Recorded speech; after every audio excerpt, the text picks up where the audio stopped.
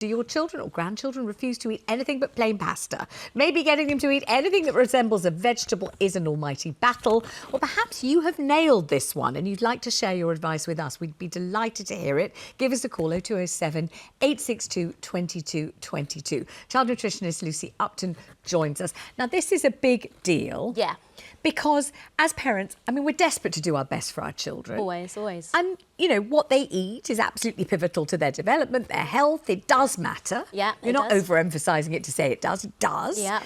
And then you've got this lovely child that will eat nothing at all but plain pasta or chicken nuggets or a certain kind of cheese. Yeah. And that's it. Yeah.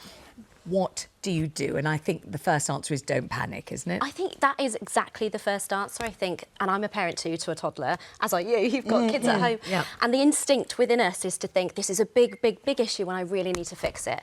And with all of that pressure comes lots of kind of things that we see at mealtimes that often kind of adds extra pressure onto the kids, lots of persuasion, things like saying, you know, eat it and then you can have the ice cream. We're putting food on pedestals, you know, sitting there for hours and hours trying to encourage that over mouthful. And the reality is that often that additional pressure that the kids are kind of feeling, that persuasion actually really just almost sends things the other way. Like meal times are not a fun, enjoyable place to be anymore. And it becomes a battleground. That's a word I hear a lot with parents, this sort of battle of wills, which is hard when you've got, you know, toddlers as well, isn't it? It's very difficult, but on the other hand, you know, you think, OK, look, all right, you've had the plain pasta, but I'd love you to have just a tiny bit of broccoli. Please have a lovely bit of carrot. This pea, just have one pea for mummy. Go on, please, one, just one. Do that cabbage. And then you always see someone else's kid wolfing away at the kale, don't you? Someone else's kid just demolish. Oh, more kale, mummy. You think, oh, God, I want my child. Please have some cucumber. I'm begging you. I'll buy you a present. You know, all that kind of thing. And that is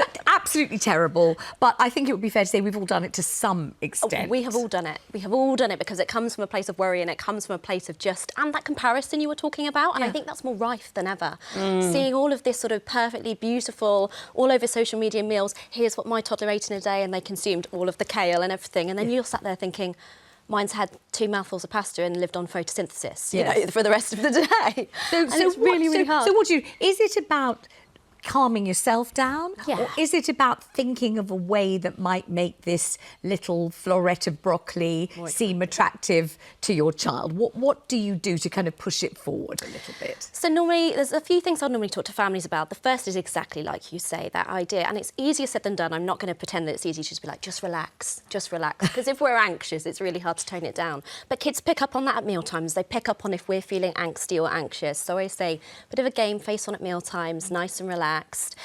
Focus on your food. If I know it's an age-old thing and I get, you know, eye rolls sometimes because we're busy parents, we can't always sit and eat with our kids, but when you can, do, because kids are going to do what they see. They're going to look to their parents, to their like trusted adults, to their friends. It's why they all eat great at nursery as well. And copy and be curious. But to do that first, they're going to need to feel like mealtimes are a good place to be. It's nice and calm. Let's just fasten on that eat great at nursery thing, because lots of mums and dads are worried sick and they send their children in with a whole list of she won't eat this, she doesn't drink water, you know, she won't. And then they're told at the end of the day, oh, yes, she polished off the shepherd's pie, she absolutely loved the sausages, yes, she knocked back several glasses of water. And the parents are thinking, what? She won't do any of that at home. And is that just peer pressure, seeing your mates doing it, you do what they're doing? Tons of tiny role models.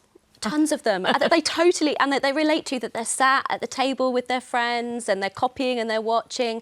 I think there's a few other things as well, isn't there? Like nurseries have a really good routine.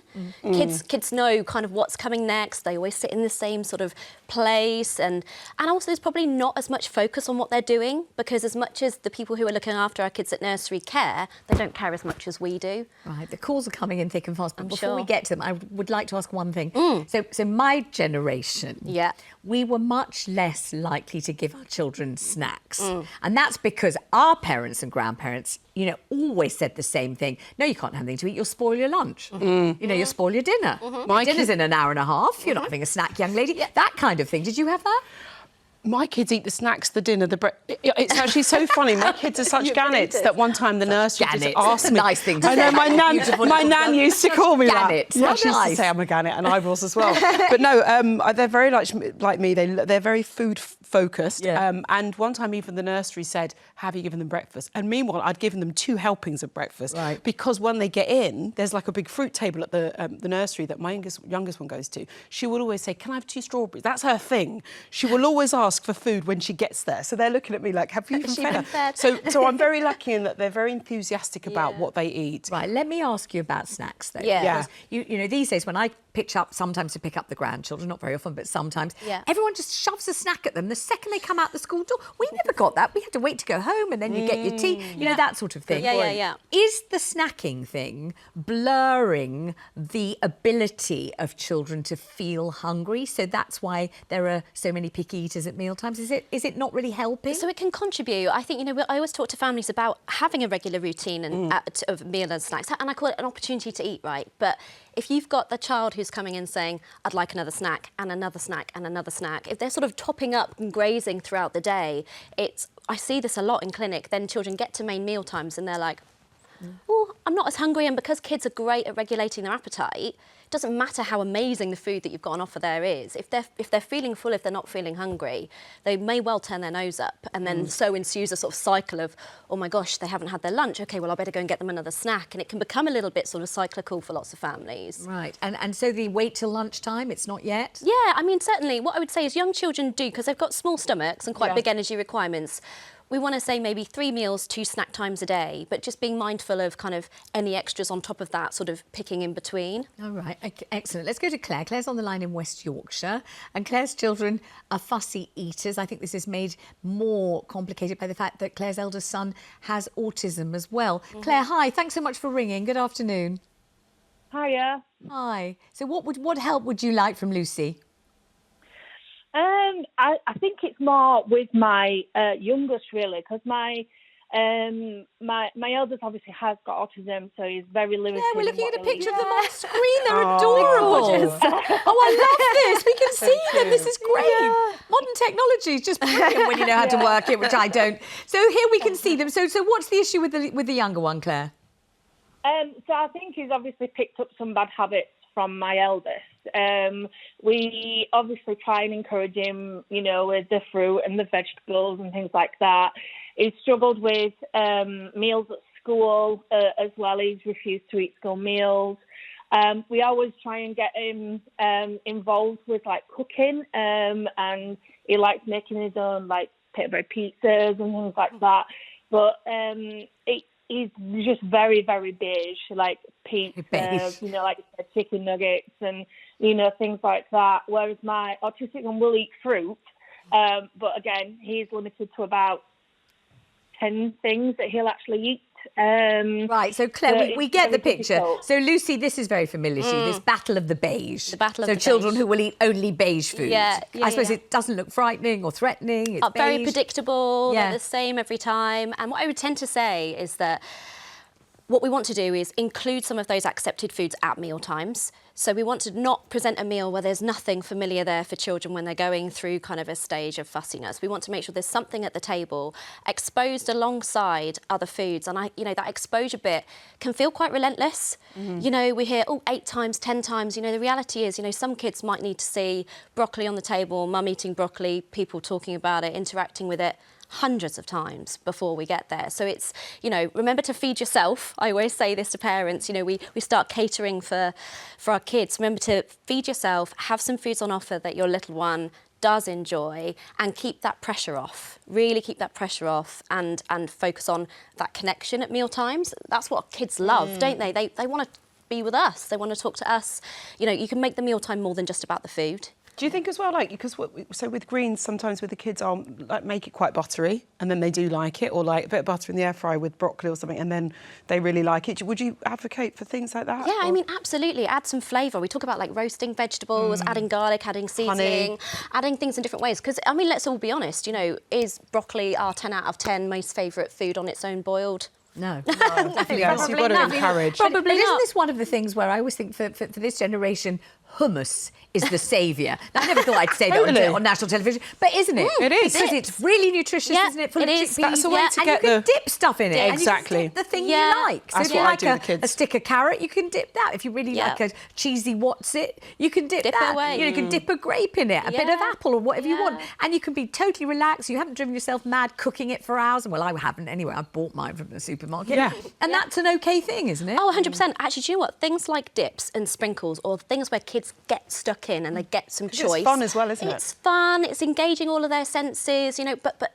ultimately, their decision making. I'm going to dip it. Yes. I'm going to scoop. You know, Dipping and scooping. dipping and scooping and we sprinkling. must talk about this. Mess. Mess has got, I know we don't like it, but mess has got to be part of it, hasn't it? has, yeah. And you look at Nigella, the way Nigella Lord, when she eats and well, she really isn't she? Oh, and that's the enjoyment part. That's got the to be part of gluttony, it. That's the part. So you do in a way want them to have jam all over their faces, don't you? 100%. And it is, you know, I don't love mess. And I remember when my daughter was weaning, I was like, but actually, and I'm being honest, but I think the really, really important thing is that is part of how kids learn about food. They've got to touch They've it, got haven't to they? touch it. We have, you know, we learn about, if I blindfolded you and put food in front of you and you felt it, You'd you'd want to probably touch start it. to work out Yeah. what it I is, want to you tell know, you what explore Tad about says. it. Tad says, this is really important actually, thank you Tad. Tad says, being forced to eat food I didn't like as a child ruined my relationship with food. Yeah. It's a relationship I've only just started to heal decades later. Yeah. If a child tries something and doesn't like it, that is fine. Yeah. Maybe they can't handle it at that time. Forcing them to eat is going to damage their relationship with food and damage their relationship with their parents. I couldn't totally agree. Totally agree. I agree. And it's so hard because it always comes from a place of love. Yeah. We see parents who do it and it comes from a place of Understandable. love, desperation, trying to meet these huge aspirational ideals around food. And I always say to parents, there's aspirational and then there's good enough for kids' nutrition. Good enough is exactly that. It's good enough. And actually, that being forced, ask yourself how you would feel if it was you. You'd be like, go away, leave me alone. If a child doesn't like fish, they're allowed not to. They're like allowed fish. not Yeah. to They're like allowed. fish. And I do No, think no. they work themselves out. I think they go through phases as well. So something that you might panic about then ends up working itself out. But I can understand how hard it must be for parents when they are struggling, though. I really think the thing that works is what you suggested to me before the show, which is, you know, you make your own kind of tortilla or wrap or something. Yeah. If the child Build it can choose a yourself. bit They of love doing chicken, that. a bit of don't egg, they? a bit of something, they've got some autonomy. They've got control. Yeah, of it. and especially when you think about sort of peak age for fussy eating as the toddler years. Yeah. You know, I feel like I have a teenager at home, not a 2-year-old. And that driving, no, I want to. So if we're going, here you go. Yeah, you I've choose. decided what's on offer today. Yeah. But you can decide what you do with it. God how forbid you they eat might it. choose a cherry tomato. Yeah. Hallelujah. Right, it's time now for our exciting competition.